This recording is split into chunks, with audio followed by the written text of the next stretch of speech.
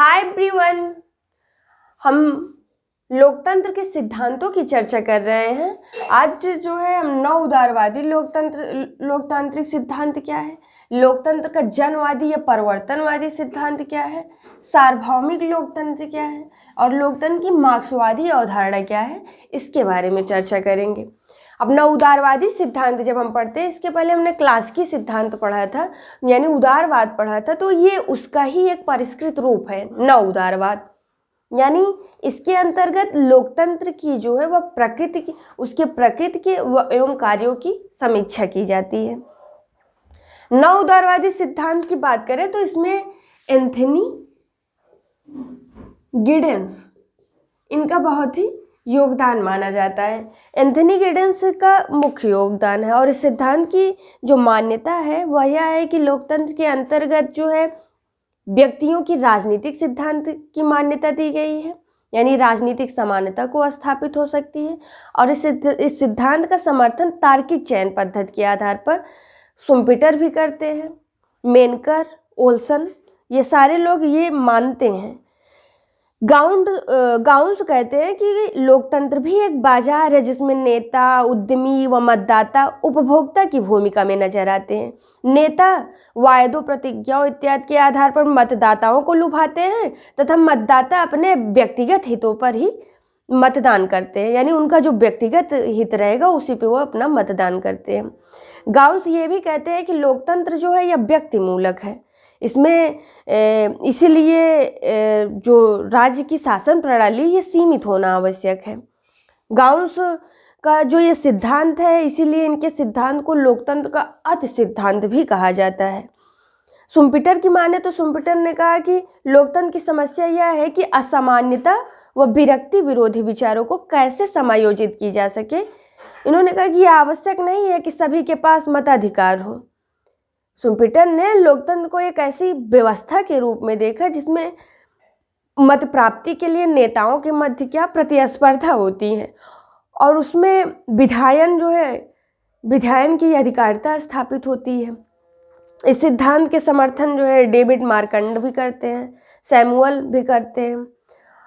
मार्कंड कहते हैं कि लोकतंत्र वयस्कों के लिए वही है जो बच्चों के लिए चॉकलेट है, अर्थात लोकतंत्र में लुभावन की प्रवृत्ति होती है। जबकि ब्रिटेन क्या कहते हैं, सैमुअल ब्रिटेन कहते हैं कि लोकतंत्र के आर्थिक क्षेत्र में हस्तक्षेप नकारात्मक परिणाम होता है, यानी लोकतंत्र की आवश्यकता शासक वर्ग की निरंकुशता को समाप्त करने के लिए है, आर्थिक सुधारों के लिए नहीं है।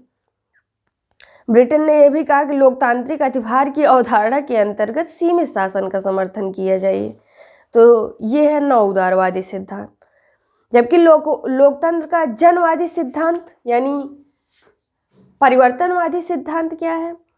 जनवादी सिद्धांत जो है यह 1917 में सोवियत क्रांति हुई तथा वहाँ स्थापित प्रशासकीय व्यवस्था से प्रतिस्थापित की गई है।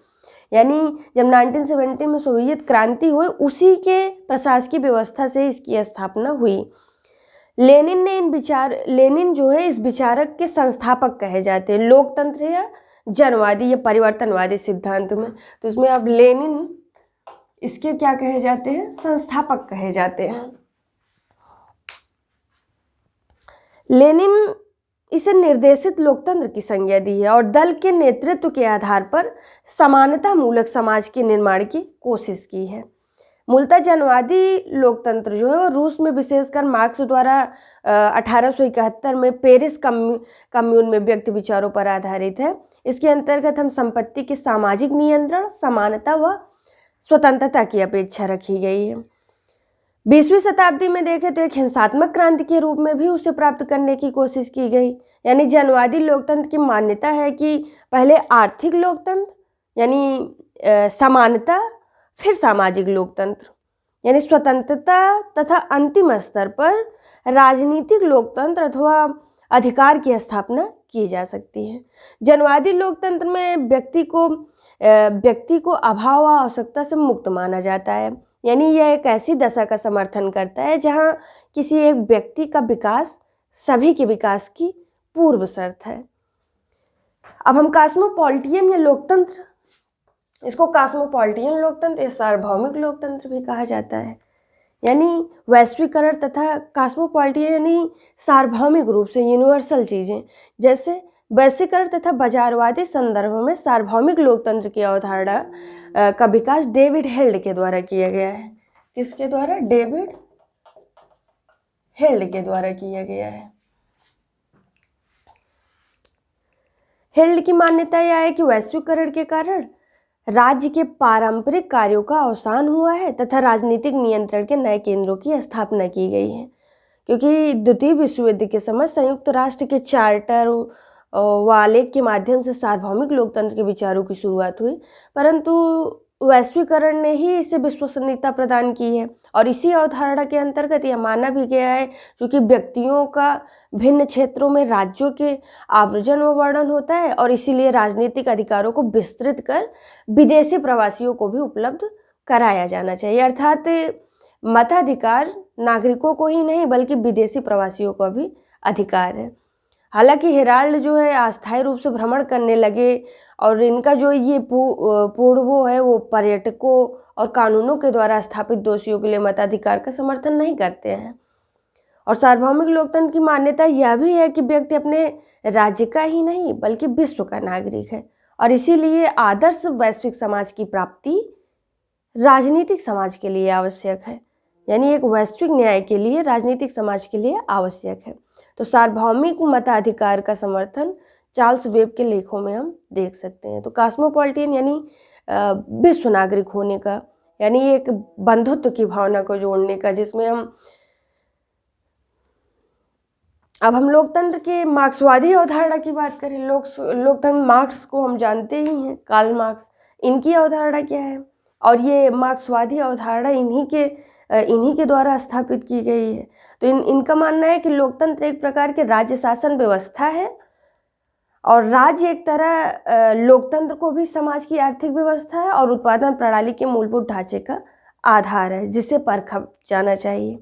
इसमें एंगल्स और कार्ल मार्क्स एक दूसरे के समकालीन हैं और समर्थक भी रहे हैं। तो लोकतंत्र की धारणा हमें एक कदम आगे नहीं ले जा सकती क्योंकि यह जनसाधारण की धारणा के साथ परिवर्तित हो जाती है। समाजवादी लोकतंत्र एक वर्ग का शासन है जो उस वर्ग विशेष के लिए लोकतंत्र है परंतु दूसरे वर्गों के ऊपर तानाशाही है। सबसे महत्वपूर्ण जो इस लोकतंत्र के मार्क्सवादी की अवधारणा की है, इसकी मूल मान्यता यही है कि राजनीतिक शक्ति आर्थिक शक्ति की दासी व अनुसरण करता है। क्योंकि इन्होंने कहा कि लोकतंत्र की स्थापना तभी संभव है जब आर्थिक शक्ति संपूर्ण समाज में स्थापित हो, जिससे राजनीतिक शक्ति संपूर्ण समाज में स्थापित हो जाए और शासन तंत्र सबके लिए और सबके द्वारा संचालित हो। यानी मार्क्सवाद लोकतंत्र को स्थापित करने के लिए 3 संस्थागत व्यवस्थाओं को करता है। पहला कि उत्पादन व वितरण साधनों पर सार्वजनिक स्वामित्व की स्थापना करें। दूसरा कि संपत्ति का समान वितरण हो और सभी व्यक्तियों की आर्थिक सुरक्षा प्रदान करें। जबकि तीसरा यह है कि साम्यवादी दल का सत्ता पर एकाधिकार स्थापित करना। तो हमने देखा कि लोकतंत्र के 9 उदारवादी सिद्धांत, जनवादी सिद्धांत, कॉस्मोपॉलिटियन या सार्वभौमिक सिद्धांत और मार्क्सवादी, जिसमें सार्वभौमिक लोकतंत्र में डेविड हेल्ड को लेनिन लोकतंत्र या जनवादी, जबकि एंथनी गिड्स ने महत्वपूर्ण भूमिका निभाई 9 उदारवादी सिद्धांत में। मिलते हैं अगले वीडियो में। धन्यवाद।